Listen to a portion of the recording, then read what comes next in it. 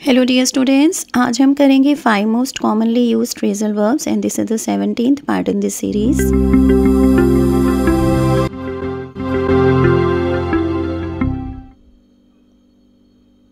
Number 1, get bye.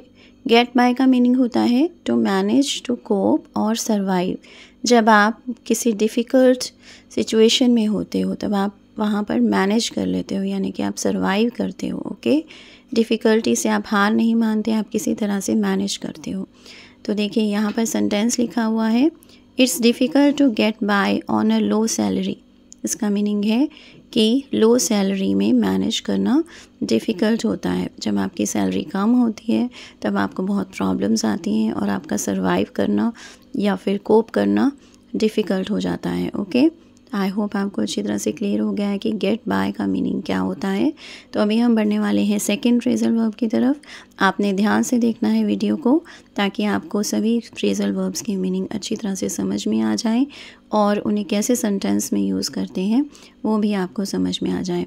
तो चलिए बढ़ते हैं हम सेकेंड फ्रेजल वर्ब की तरफ।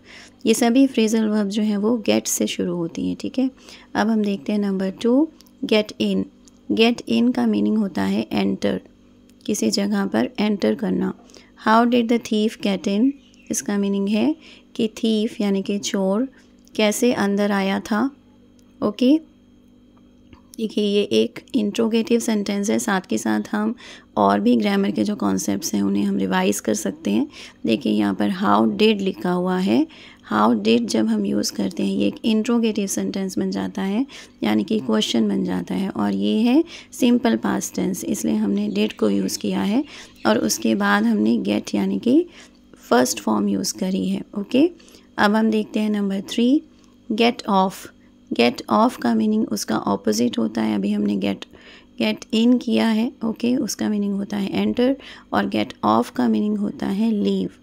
ओके, यानी कि किसी जगह से चले जाना। जैसे हम यहाँ पर बात करें बस, ट्रेन या फिर प्लेन की। Okay, you should get of the bus at the main market. इसका मीनिंग है कि आपको बस से नीचे उतर जाना चाहिए मेन मार्केट में।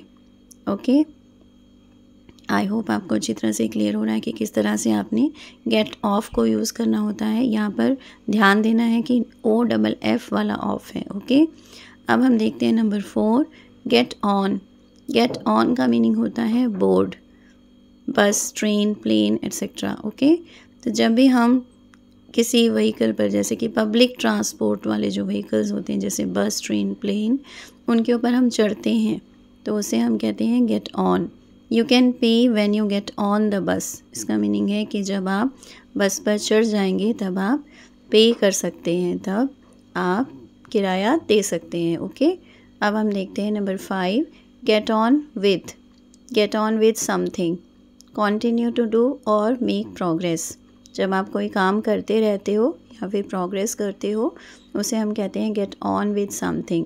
B quiet and get on with your homework. इसका मीनिंग है कि चुप हो जाओ और अपना होमवर्क करते रहो। आई होप आपको अच्छी तरह से क्लियर हो रहा है कि गेट ऑन विद का मीनिंग होता है जब आप कोई काम करते रहते हो। इससे पहले मैंने आपको कुछ फ्रेजल वर्ब्स, इससे पहले जो वीडियोस मैंने बनाए थे उनमें मैंने कुछ फ्रेजल वर्ब्स बताई थी जो कि हम कंटिन्यू टू डू यानी कि किसी काम को करते रहने के लिए यूज़ करते हैं। अगर आपको फ्रेजल वर्ब्स याद हैं तो आप मुझे कमेंट बॉक्स में ज़रूर भेजना। Thanks for watching. Keep learning. See you in the next video. Please subscribe to my channel if you haven't done it yet. And please give me your comments. Thank you.